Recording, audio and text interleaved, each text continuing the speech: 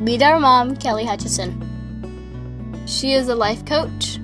She is a child counselor. She is a teacher. She's a parent coach. And she's a mom to us. She will teach you to stop yelling at your kids. She will teach you to get your kids to listen. She will teach you how to never sleep with mommy guilt again. She will teach you how to be an imperfect mom, so you can help your kids be imperfect too. And have harmony in the home.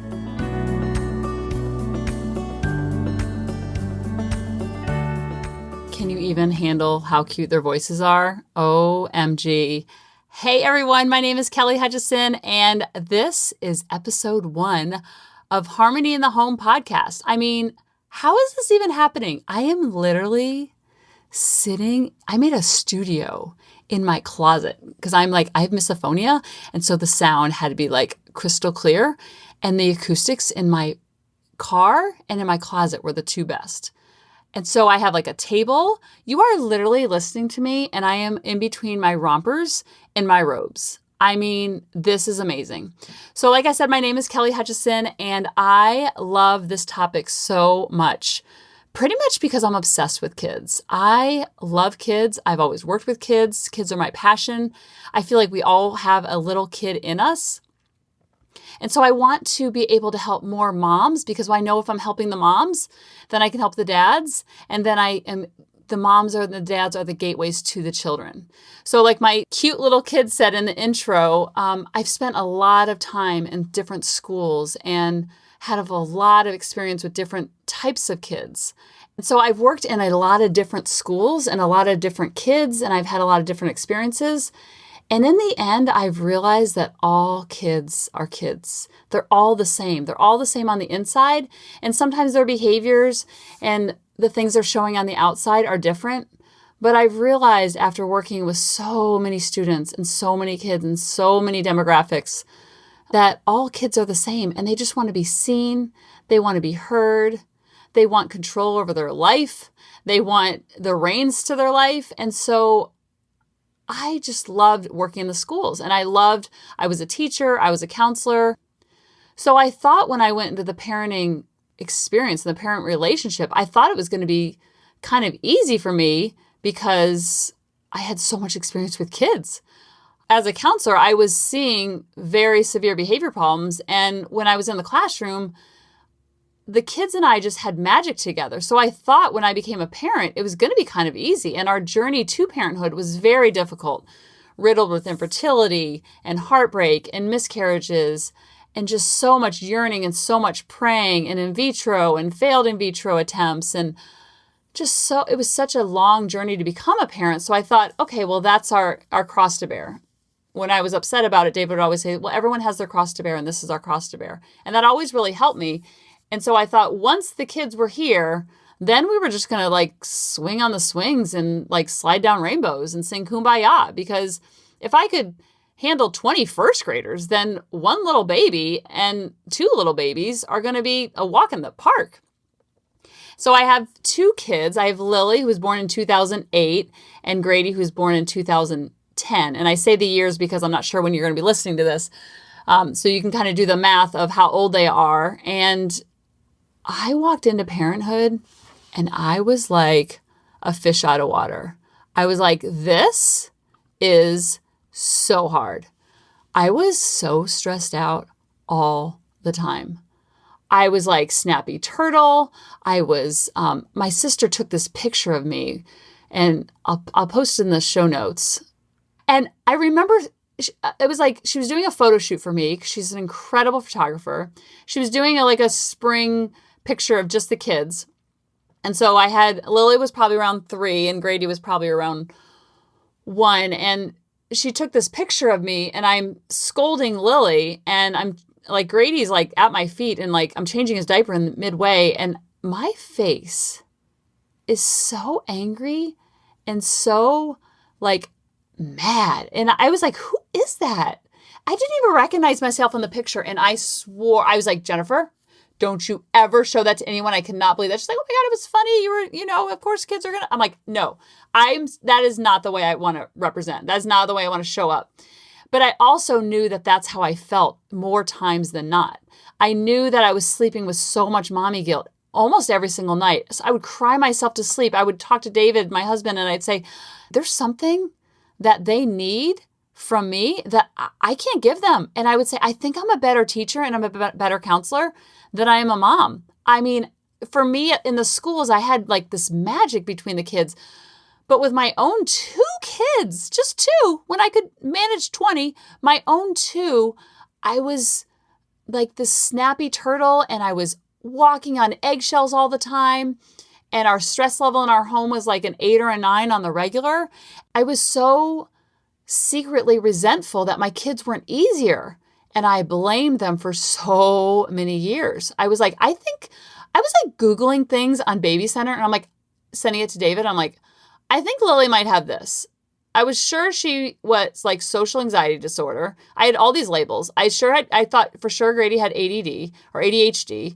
Like they had 2 different ways of showing their negative behaviors where Lily was like, poor me, nobody loves me, cry, pout, cried literally around the clock, I felt like. And then Grady was like this explosive, like mad, stomping, throwing things and spitting and hitting kind of kid. So I was like, I had this explosive anger from one and then this crying, feel sorry for myself from the other. And it was like that more than it wasn't. I'm like, this doesn't make any sense. And here's the thing. I had buckets and buckets and years of strategies. My tool belt was chock full of strategies of what to do. I knew a lot of different things because in my classroom, I had students that I remember I was 6 months. This was like a defining moment in my life. I had a student, I was 6 months pregnant with Grady. He was a kindergartner. I had to remove him from the classroom because he was being disruptive. And I remember pulling him out of the classroom with my walkie-talkie. And I remember he pulled me down to the ground and I fell to the ground and my walkie-talkie went flying. So I had no way to call for help. And I was like, oh my gosh, this is unbelievable. Like this kid is really struggling. Like all I was worried about was the kid. I was like, this kid's really having we need to get some help for this kid. I wasn't mad. I wasn't angry. I saw it for what it was. But yet if my kids like interrupted me on the phone, I remember I was on a phone call with Lily's speech teacher.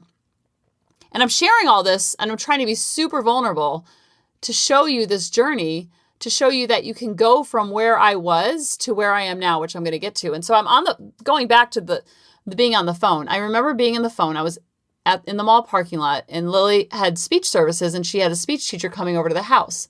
Her name was Sue Levy. She was phenomenal. And I hadn't even met her yet.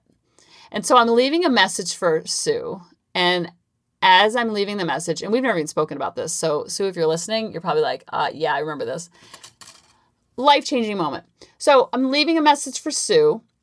I'm like, hi, Sue, this is Kelly Hutchison, and I'm leaving. I can't wait to meet you. And, we're usually home, and this day's a lot. And I'm leaving the message. And Lily's in the back going, mommy, mommy, mommy, mommy, open my straw, do this, like so much interruption. And in our house, it was like, I was so controlling and I was so like, some parents are super permissive and some people are super controlling. I was super controlling plus more controlling than that. And we had a rule and you follow the rules. And the rule was you don't interrupt when mommy's on the phone. So she's in the background. And so I'm leaving the message for Sue. And then when I'm done, I hang up and then I'm like, and I just let Lily have it. I was like, listen, blah, blah, blah. And my voice changed and everything. Like I became like bitter critter. I was like angry Annie. And I'm pretty much going off on her about reviewing the rules and what's the expectation, blah, blah, blah. And I looked down at the phone and I hadn't hung up the phone. It was like that episode from Friends where they like leave a message and they try to break into the apartment to try to like, and I was like, oh my gosh. And all I cared about? I cared about what Sue thought about me versus what Lily thought about me. And so this went on for many, many years. And I just felt like there's just something I'm missing because I have read every single book. It took us 6 years of waiting to have children. So I was reading and reading and reading what to expect when you're expecting, how to have a toddler. Like I was reading before, like how to have a school-age child, and I wasn't even pregnant yet. And then I had to read so many books for my master's and so many books for my undergrad and so many books as a teacher. And I went to so many trainings. And I was like, listen, it clearly cannot be me because this is not me. This is all them. And I blamed and I blamed and I blamed and I blamed. And I was using Love and Logic. Love and Logic wasn't working, and I'm a big Love and Logic lover. And then I read the book, The Conscious Parent, and everything clicked for me. And I'm going to spend my life paying it forward because I could feel the difference in our home practically immediately because everything clicked. And I'm going to tell you the journey in the story in the river of misery I had to go from there to here. And Lily to this day will say, I remember my mom when she was not a conscious parent and what life was like. And it was awful. And I'm like, you know what? I agree. I agree with her. It was stressful. It was not as much fun as I wanted to have. Like I had so much fun as a teacher with my students. I was doing cartwheels if they all brought their homework in on Friday. Like I would wear clown costumes to school. I would wear one of those rainbow colored wigs if they were all reading 100 sight words by the end of January, let's say. I had so much fun with them, and I was not having any fun as a mom. And I was so stressed out all the time, I couldn't even have fun. And I was like waiting by the door for David to get home so I could like tap out and run to Walgreens. And he'd be like, well, if you need something from Walgreens, I can grab it. I'm like, no, I need tampons. Because I knew that was one thing he couldn't buy. He wouldn't buy. He'd be like, okay, you got that. And so I would just walk around Walgreens just flubbing my lips. And so this transformation that I felt in our home was life-changing because Lily now defines her life into two parts, as life before conscious parenting and life after conscious parenting. And I didn't even know what conscious parenting was. I didn't even know it was a thing. But what I realized is that when I was in the schools, I was a conscious teacher. And I'm going to go into what that means. And I'm going to spend this podcast just teaching you all the strategies. And so the cool thing that's happened is I started sharing a lot of this. And I run a free parenting bootcamp every single month where I go into this in even greater detail. And I started sharing that, and the parenting bootcamp just took off. And it had legs of its own because I felt so happy in my own home. In the stress level, when it used to be like an 8 or a 9, it would dip down to a 1 or a 2. I'd be like, oh, I wonder how long this is going to last. And then it was like that flipped. The stress level in our home went from like a 1 or a 2 on the regular, and it would fly up to an 8 or a 9. But I didn't really care because I knew it was just going to be, it was over before it started, and it was just like a blip on the radar. And I'm actually encouraging those moments now, which I'm going to talk about in another podcast. So I started doing the parenting bootcamp, and I started sharing, and I started filling out having moms and dads fill out surveys and like, what is the need? What is the pain point? What's your stress? What are you stressed about? Tell me all the things. Because I was able to help now on such a clear level. And literally this email comes in my inbox 150 times an hour, it feels like. Not really, but I'm a little bit of an exaggerator. Here's an example. Kelly, I'm having such big issues with Shelby lately. I feel like I'm failing every single day. I love her so much, but it's just so hard being a mom. I don't feel good enough. I'm doing everything wrong with my words and yelling. I can't stop yelling, but she won't listen, so I have to yell and scream, and then I feel guilty. I cry myself to sleep because of the shame and guilt. I'm trying so hard to control my temper, but I don't know how. Some of the things she says are so hurtful and makes me so angry that I react to it. I just wish she would listen to me, and then I wouldn't have to yell. I don't know how to fix this. Can you help? Literally, I'm telling you, I know for a fact that I was put on this planet to answer that email and help so many moms, because I know when I help the moms, I'm helping the kids, and when I can help the dads. And so I love the podcast idea because I'm able to reach so many more people. Because when I was working in the schools, I loved doing parent nights and I loved having parent conferences, but my reach was only so far. My reach was the parents that could come, that could take off the work, that had childcare. And when I would have parent conferences, it was over in 15 minutes, 20 minutes, then the bell would ring.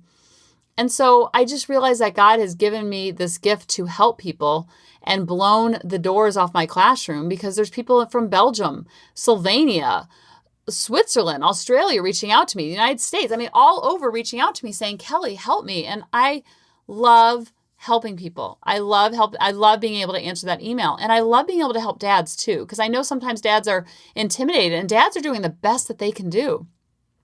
And they're repeating a lot of the behaviors and traits and things that they saw when they were a kid. And we're repeating a lot of stuff that happened when we were kids, because we don't know any different. Even if we read the book, it's so much different when you're in the relationship and you're in that heated moment, in that messy moment, as I like to call it. And so I love the podcast idea, because if I do Facebook Lives in the Parenting Bootcamp, which I love doing, if I talk for 20 minutes, then it locks you out of your phone where you can't even check an email. Like, you're locked and loaded to listen to me. And sometimes I can get a little long-winded. So I love that I can do the podcast. And also, I listen to podcasts. I'm obsessed with podcasts, because I love that I can speed up the speaker. And sometimes I speak so fast that I don't know if you're going to ever be able to listen to me on 1.5 or 2. But sometimes the podcasts, they speak in a slower beat that I can listen at 1.5, 2. And I love to get the information in. And so I love that also dads can listen on the go, because I know in the Parenting Bootcamp, there's so many moms that sometimes the dads come in, they're like, whoa, this is a lot of estrogen. What's going on here? And so dads can listen on their way to work.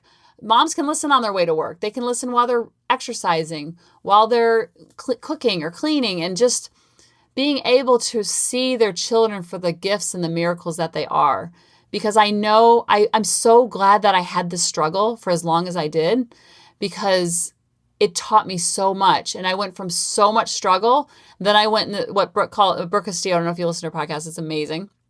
She calls the river of misery. And that's the place between where you are and where you want to be. And that river of misery lasted for a while for me. But I also realized, I was like, wait a minute. I read The Conscious Parent. I was like, wait a minute. Are you like, I thought it was Lily and Grady this whole time. And I was so relieved that, because I was trying to control the universe for so long and it wasn't working. I was trying to control Lily, trying to control Grady. And they're both strong-willed children with opinions and very, very factual about how they feel about what things need to be done. And so I spent years trying to control them and mold them. And I thought that was my job. And then it was like, I read the book and I was like, wait a minute, this is everything I did in the schools. This is, oh my God, wait. And I was like, I went through a little guilt. I'm like, oh my gosh, it's me. Oh my gosh, it's me. Oh my gosh, it's me. And then it was like a lightning bolt hit me. I was like, wait a minute. Wait a hot stinking minute. Hold the phone. What's going on? If I'm the problem, then I'm the solution. Are you kidding me? This is where empowerment comes in. Because I didn't need to mold and change Lily and Grady. I didn't need to control the universe. I just had to control my side of the street. And so I took all that controlling Kelly energy that I had and I just turned it all towards me.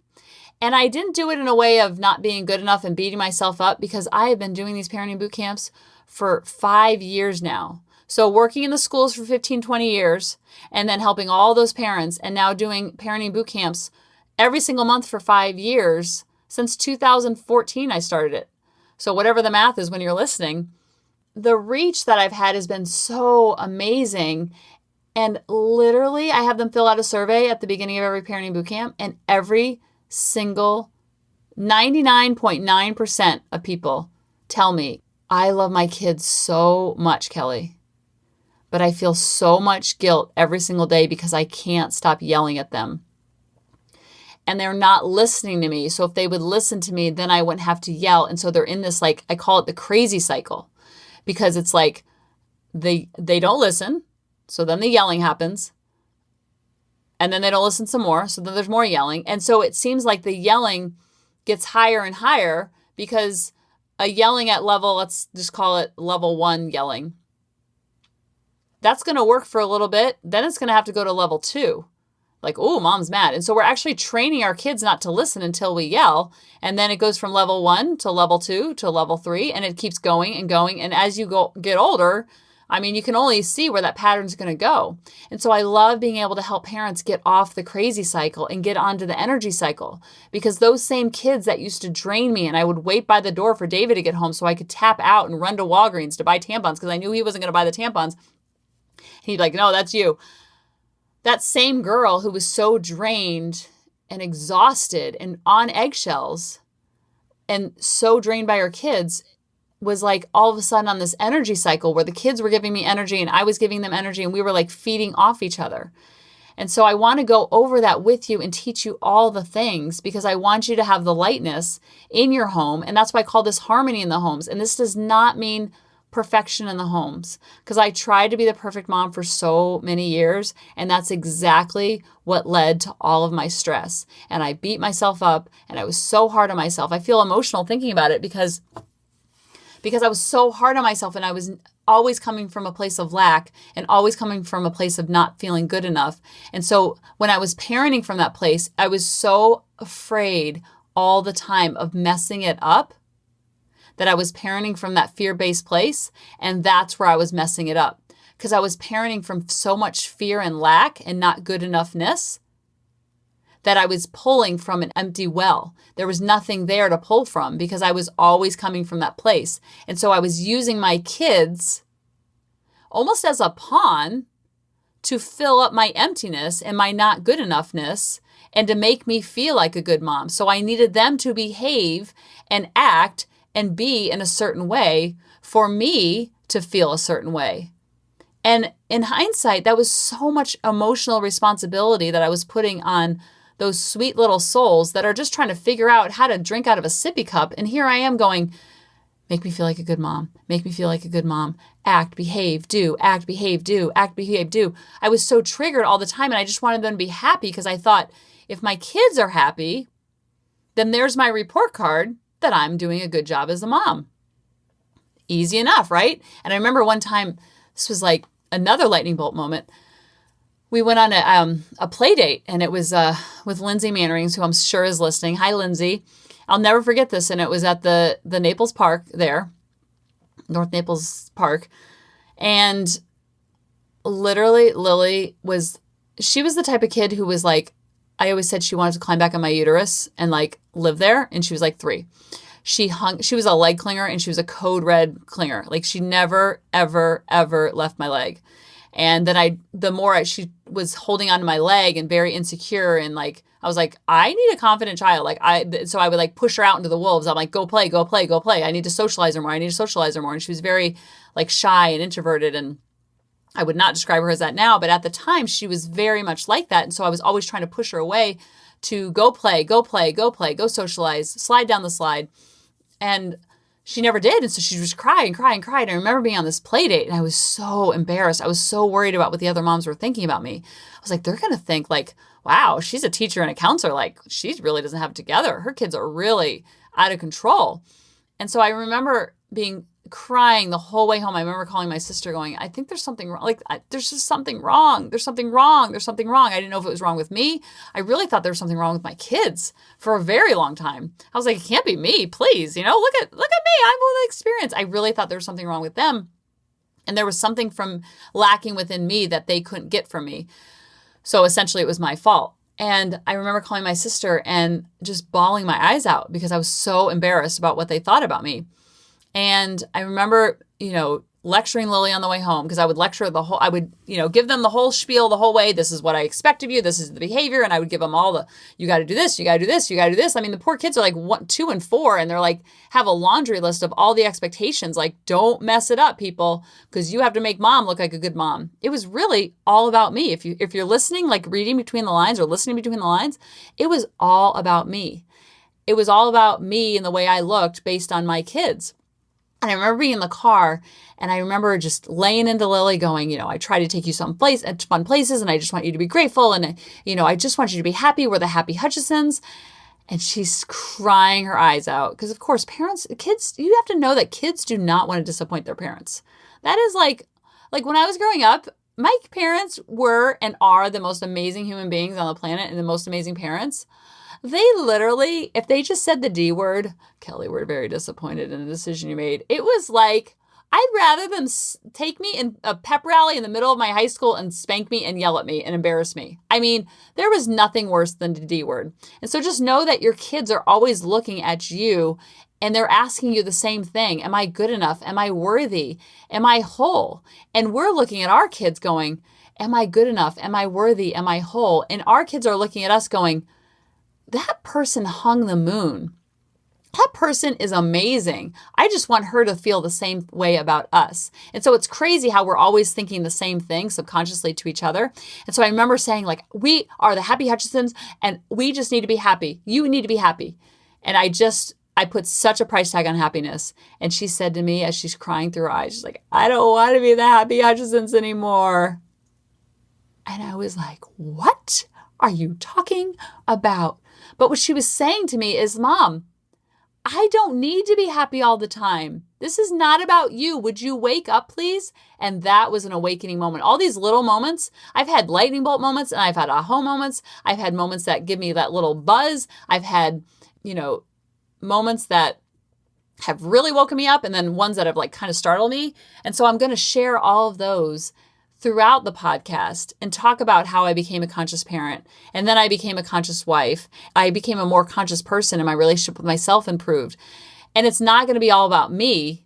I want to share my journey and my vulnerabilities so you can hear your story through my story. So I'm going to give you tons of tips, tons of strategies, teach you how to detach, teach you how to become a conscious parent, how to become a conscious wife if you're married, or a conscious husband if you're married, how to have a conscious relationship with yourself.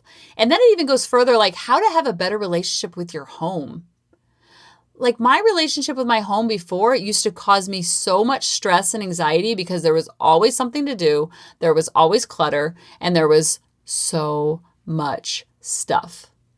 And I never realized how symbolic that my home and the chaos and the clutter was symbolic of the chaos and the clutter going on inside.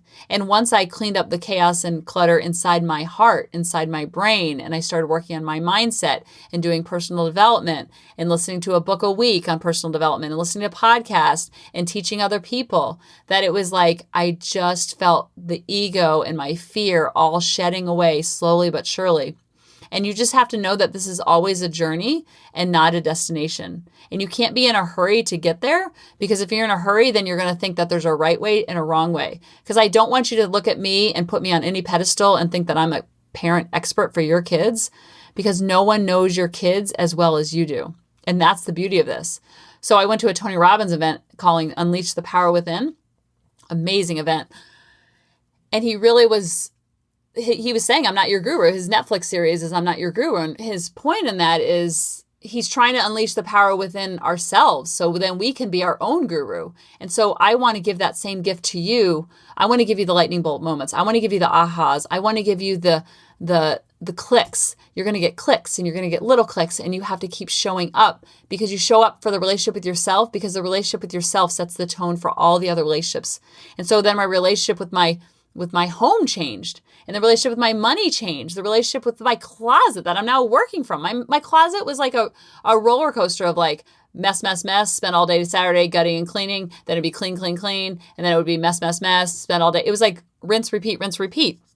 And so it's so ironic that I'm actually recording from here, because once my relationship with myself cleaned up, and my energy and my compassion and the way I talk to myself, and I saw what changed within myself, then I saw it change in all the other relationships. And my life is completely different from when it was when I was so stressed out all the time. And it's so crazy because everything's changed, but nothing has changed. I have the same kids. I have the same husband. I have the same house. I have the same money in my bank account. But everything's changed. And the reason why is because the lens in which I see those different relationships and those different things has completely changed. And I always tell people it's like I've had LASIK vision for my life. And when you have LASIK vision for your life, it's like you see things differently. And then the way that you're dancing and interacting with that person or that thing or that home is completely different. And then over time, that is mirrored back to you, because our children are just giant mirrors to us of where we need to grow. They have their own throbbing spirit living inside of them. And they didn't come from us, they came through us. So they're just a spirit, they're just a soul having human experience, just like we are, and we get to share that with them. And so we have 940 Saturdays from the time that they're born to the time that they go to college, that they're in our four walls. I'm really passionate about the harmony in the home and just focusing on the four walls.